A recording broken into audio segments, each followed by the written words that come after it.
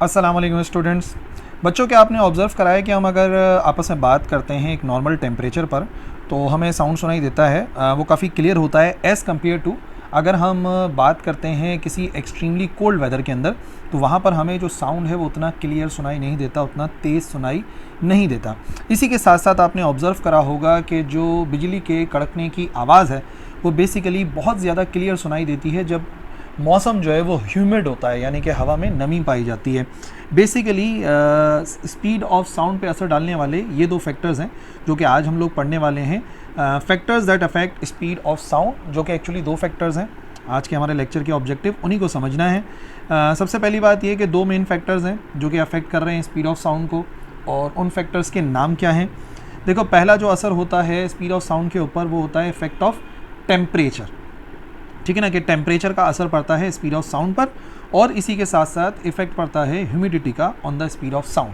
आज की इस वीडियो के अंदर हम सिर्फ ये दो डिस्कस करने वाले हैं, और अगर बाकी आपने जानने हैं, क्योंकि हमारे क्लास 10th के लेवल के ऊपर यही दो फैक्टर्स हैं, और बाकी अगर आपने और फैक्टर्स जानने हैं तो क्लास 11 के लिए मैंने ये लेक्चर ऑलरेडी अपलोड किया हुआ है, आप सर्च करके उसे भी जाके देख सकते हैं। फिलहाल हम क्लास 10 के लिहाज से बात करते हैं इफेक्ट ऑफ टेम्परेचर। देखो, पहले पढ़ लेते हैं और कॉपी में आपने क्या लिखना है वो आप देख लो। ये स्क्रीन के ऊपर नज़र आ रहा है, स्क्रीनशॉट ले लो या कॉपी लेके जो है वो लिखना शुरू हो जाओ स्क्रीन को देखते हुए, और उसके बाद मैं आपको समझाता हूँ। देखो, टेम्परेचर एक ऐसी कंडीशन है जो कि अफेक्ट करती है स्पीड ऑफ साउंड को, यानी कि स्पीड ऑफ साउंड के ऊपर असर डालता है टेम्परेचर।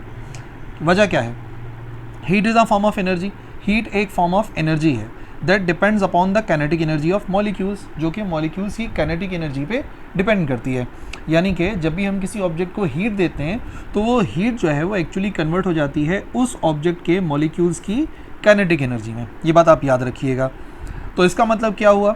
इसका मतलब ये हुआ कि जो मॉलिक्यूल्स होते हैं मीडियम यानी कि जहाँ से साउंड ट्रैवल कर रहा है या कोई भी वेव ट्रैवल कर रही है, जैसे हम फिलहाल बात कर रहे हैं एयर के लिए, तो जो एयर के मॉलिक्यूल्स होते हैं वो ज़्यादा टेम्परेचर के ऊपर ज़्यादा एनर्जी रखते हैं, क्योंकि टेम्परेचर बढ़ाने के लिए बच्चों हमें हीट देनी पड़ती है।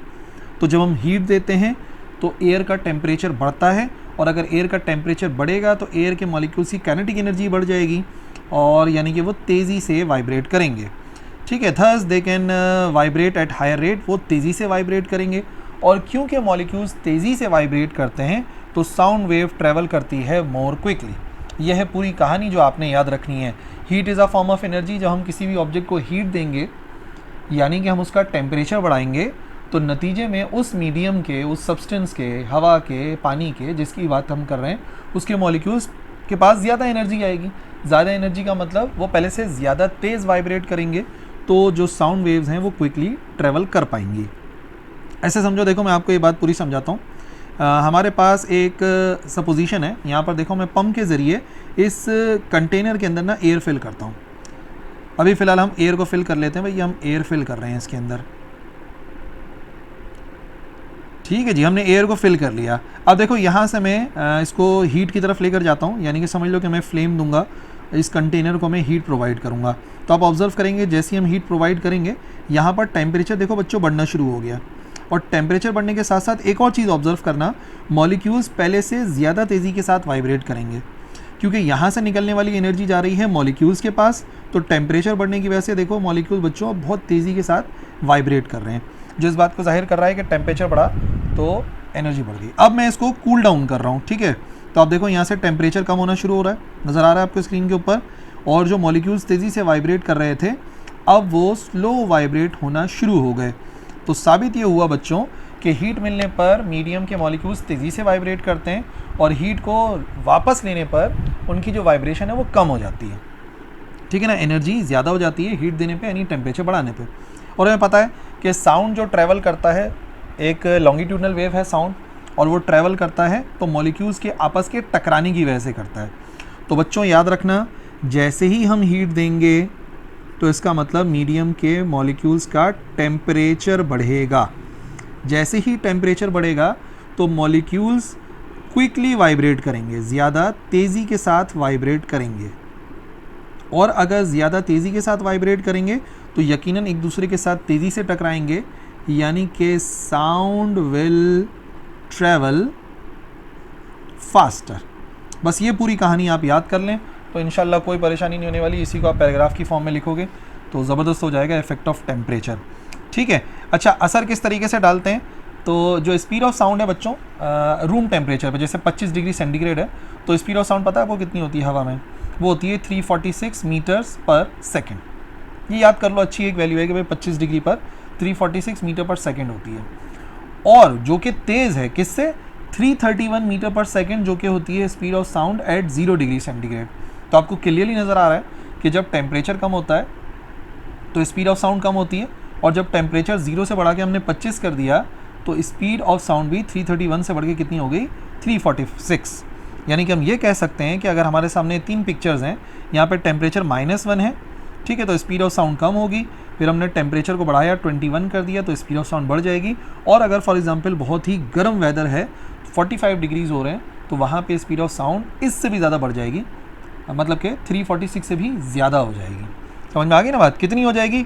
उसके लिए इस ग्राफ को देखो बच्चों, ये आपको ग्राफ नज़र आ रहा है, इस ग्राफ के मुताबिक आपको नज़र आ रहा है, देखो जब टेम्परेचर 0 डिग्री सेल्सियस हो रहा है तो तकरीबन जो आपको नज़र आएगी यहाँ पर स्पीड की वैल्यू, वो तकरीबन 331 नज़र आती है।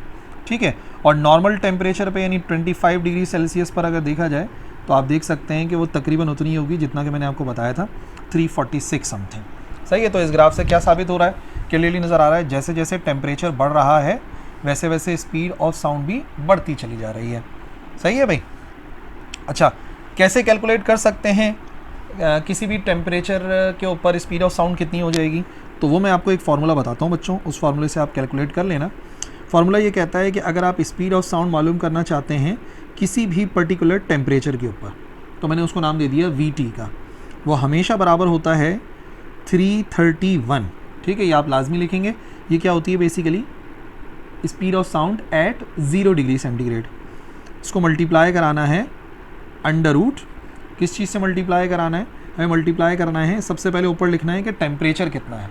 सही है, ऊपर आ जाएगा जो भी टेम्परेचर हमें पुट करना है, और नीचे फिर हम लिख देंगे 273। सही है, और याद क्या रखना है, what is VT, where. VT किसको जाहिर कर रहा है, VT जाहिर कर रहा है speed of sound eight T। ठीक है, T पर कितना है, और याद रखना T हमें केल्विन में पुट करना है। और अगर नहीं याद तो मैं आपको याद दिला दूं, जब भी हमें डिग्री सेल्सियस से कन्वर्ट करना होता है केल्विन के अंदर, तो हम क्या कर देते हैं, जो भी टेम्परेचर सेल्सियस में होता है उसमें हम प्लस कर देते हैं 273, तो जो आंसर है वो डायरेक्टली केल्विन में आता है। ये वैल्यू आपने याद रखनी है बच्चों, सेल्सियस से केल्विन में लाजमी कन्वर्ट करना है और फिर यहाँ पर पुट करना है। सही है, और T क्या है, T टेम्परेचर है जिस पर मैं स्पीड ऑफ साउंड को मेजर करना चाह रहा हूँ। और अगर कुछ एक्स्ट्रा बात आपको बता दूँ तो बता चुका हूँ, एक्चुअली ये वो स्पीड है जो कि होती है एट 0 डिग्री सेल्सियस। सही ना, और 0 डिग्री सेल्सियस एक्चुअली बराबर होता है 273 केल्विन के। तो ये फार्मूला वहाँ से डिज़ाइन हुआ, बट अगर आप इस फार्मूले को जस्ट याद कर लें तो एक न्यूमेरिकल भी है हमारे पास ऐसा, और भी न्यूमेरिकल बन के आ सकते हैं कि भाई आपको टेम्परेचर दे दें, और आमतौर पर पता है क्या करते हैं, टेम्परेचर देते हैं सेंटीग्रेड में, उसमें आप करोगे +273, तो वो किस में कन्वर्ट हो जाएगा, केल्विन में आ जाएगा। फिर आप इधर पुट करेंगे, अंडर रूट लेंगे, मल्टीप्लाई बाय 331, तो हमें पता लग जाएगा कि स्पीड ऑफ साउंड कितनी होगी किसी पर्टिकुलर टेम्परेचर पे। ठीक है भाई, समझ में आ गई बात। तो अब ये सारी जो मैंने डिस्कशन करी ना टेम्परेचर के हवाले से, तो इससे आपने क्या सीखा, हमने ये सीखा कि जो स्पीड ऑफ साउंड है एयर के अंदर वो इंक्रीज़ हो जाती है with the increase in temperature. Temperature ज़्यादा, स्पीड ऑफ साउंड ज़्यादा, यानी गर्मी में आवाज़ क्लियर सुनाई देगी, जल्दी सुनाई देगी, और कोल्ड वेदर के अंदर क्लियर इतनी नहीं सुनाई देगी, देर से सुनाई देगी। ठीक है ना। अच्छा जी, दूसरा फैक्टर हमारा क्या था, ह्यूमिडिटी।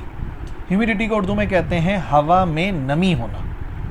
सही ना, जैसे मिसाल के तौर पे जब हमें पसीना बहुत ज़्यादा आ रहा होता है तो हम सुनते हैं कि ह्यूमिडिटी बहुत ज़्यादा है, हवा में नमी बहुत ज़्यादा है, जैसे बारिश के मौसम के अंदर होती है, या कराची के अंदर आप देख सकते हैं कि काफ़ी ह्यूमिड एयर होती है as compare to dry regions, जो हमारे मुख्तलिफ ड्राई रीजन्स होते हैं। और जिस दिन वेदर ड्राई होता है उस दिन आप देखते हैं कि स्किन अजीब सी हो जाती है, वो जाहिर करता है कि अभी हवा में नमी कम हो रही है, ड्राई वेदर होता है।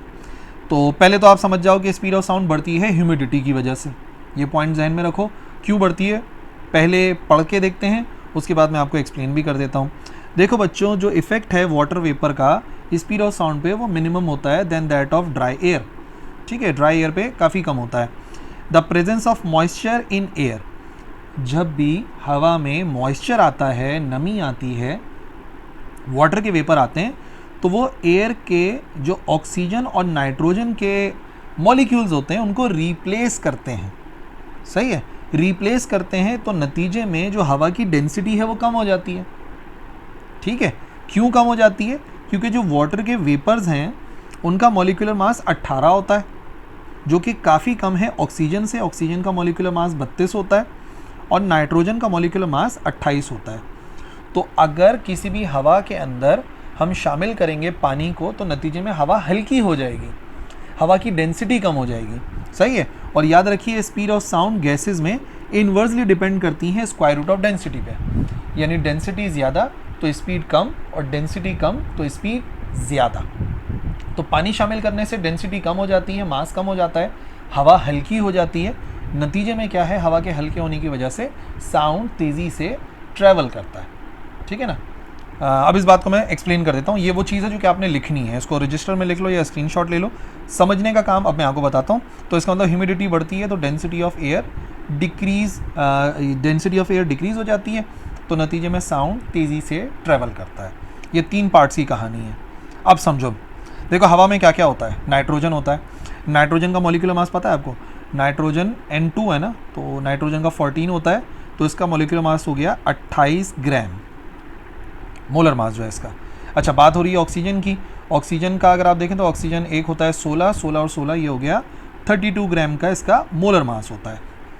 ठीक है, और क्या है हवा में? हवा में कार्बन डाइऑक्साइड होती है जो कि बहुत ही कम होती है, लेकिन बहरहाल कार्बन डाइऑक्साइड को भी अगर देखें तो CO2 जो है बेसिकली कार्बन होता है 12 और ऑक्सीजन O2 हो गया 32, तो ये हो गया 44 ग्राम। ठीक है, ये वो मॉलिक्यूल हैं जो ऑलरेडी हवा के अंदर पाए जाते हैं और ये काफ़ी भारी मॉलिक्यूल हैं। हम ये कहते हैं कि जब भी नमी शामिल हो रही है तो नमी शामिल होगी तो इनमें से किसी मॉलिक्यूल को रिप्लेस करा कर होगी। सही ना, इनमें से किसी मॉलिक्यूल को रिप्लेस कराएगी। और जब हवा के अंदर पानी का मॉलिक्यूल आएगा बच्चों, तो पानी का जो मॉलिक्यूल है ना H2O, H और H एक और ऑक्सीजन के हो गए 16, तो ये हो जाता है 18 ग्राम। अब आप देखो ये जो 18 ग्राम है ना हाइड्रोजन का मॉलिक्यूल, ये इन सबसे हल्का है। नज़र आ गया आपको? अगर मिसाल के तौर पे हवा में पानी का वेपर शामिल होता है तो हवा के मॉलिक्यूल को रिप्लेस कराएगा, अपनी जगह से हटाएगा तो भारी चीज़ को हटा के जब एक हल्की चीज़ शामिल हो जाएगी हवा में, तो हवा का मास कम हो जाएगा। और याद रखिए डेंसिटी का एक फॉर्मूला होता है बच्चों, डेंसिटी बराबर होती है मास पर यूनिट वॉल्यूम। तो अगर हवा का मास कम हो गया तो इसका मतलब डेंसिटी भी क्या हो गई? कम हो गई। तो ये बात आप जहन में रख लें कि पानी का मॉलिक्यूल शामिल करने से हवा जो है वो हल्की हो जाती है, उसकी डेंसिटी कम हो जाती है। और क्योंकि डेंसिटी कम हो जाती है तो बच्चों एक रिलेशन है जो कि मैं भी आपको लिख के दिखाता हूँ यहाँ पर। वो रिलेशन क्या है? डेंसिटी और स्पीड ऑफ साउंड का आखिर में यही साबित होगा जो लिखा हुआ है। फॉर्मूले के मुताबिक जो स्पीड ऑफ साउंड है वो इन्वर्सली डिपेंड करती है स्क्वायर रूट ऑफ डेंसिटी। ये जो सिंबल आपको नज़र आ रहा है ये डेंसिटी का सिंबल है। और हमें पता है कि जब भी हमने शामिल करा वाटर का मॉलिक्यूल तो डेंसिटी कम हो गई। इन्वर्स रिलेशन के मुताबिक एक चीज़ अगर कम होती है तो दूसरी चीज़ ऑटोमेटिकली बढ़ जाती है। तो इन दी एंड ह्यूमिडिटी इंक्रीज होगी तो डेंसिटी ऑफ एयर डिक्रीज होगी, तो साउंड तेज़ी से ट्रैवल करेगा, स्पीड ऑफ साउंड बढ़ जाएगी। ठीक है, टेम्परेचर बढ़ाने से बढ़ गई और ह्यूमिडिटी बढ़ाने से भी बढ़ गई। तो पूरी अगर मैं आपको समरी बताऊं आज के हमारे टॉपिक की, याद रखना भी आसान हो जाएगा। बच्चों 2 फैक्टर हैं, पहला फैक्टर है टेम्परेचर, दूसरा फैक्टर है ह्यूमिडिटी। ठीक है, क्या ये फैक्टर टेम्परेचर इंक्रीज़ करता है स्पीड को? तो यस, ये इंक्रीज़ करता है स्पीड को। क्यों स्पीड को इंक्रीज़ करता है? रीज़न बड़ा कॉमन सा है, मॉलिक्यूल्स तेज़ी से मूव करते हैं तो एनर्जी का ट्रांसफ़र तेज़ हो जाता है। Because heat is a form of energy, temperature बढ़ेगा, मॉलिक्यूल तेज़ी से वाइब्रेट करेंगे, एनर्जी जल्दी ट्रांसफ़र होगी। ह्यूमिडिटी, क्या ह्यूमिडिटी की वजह से स्पीड ऑफ साउंड बढ़ती है? तो बच्चों स्पीड ऑफ साउंड जो है वो बढ़ जाती है ह्यूमिडिटी की वजह से। क्यों बढ़ जाती है? तो फिर वही कहानी कि हवा लेस डेंस हो जाती है, पानी का मॉलिक्यूल हल्का है बाकी मॉलिक्यूल से, तो क्योंकि वो हल्की हो जाती है तो स्पीड ऑफ साउंड ऑटोमेटिकली बढ़ जाएगी। सही है, कहानी क्या है, पानी का मॉलिक्यूल शामिल करा, डेंसिटी कम हो गई, और क्योंकि डेंसिटी कम हो गई तो स्पीड ऑफ साउंड बढ़ जाती है। ठीक है बच्चों, तो ये था आज का हमारा lecture about factors that affect speed of sound, जिसमें हमने 2 फैक्टर डिस्कस करे, temperature and humidity. If you have any question you can write in the comment section. Inshallah, I will try to reply all your queries. Thank you for watching. Allah Hafiz.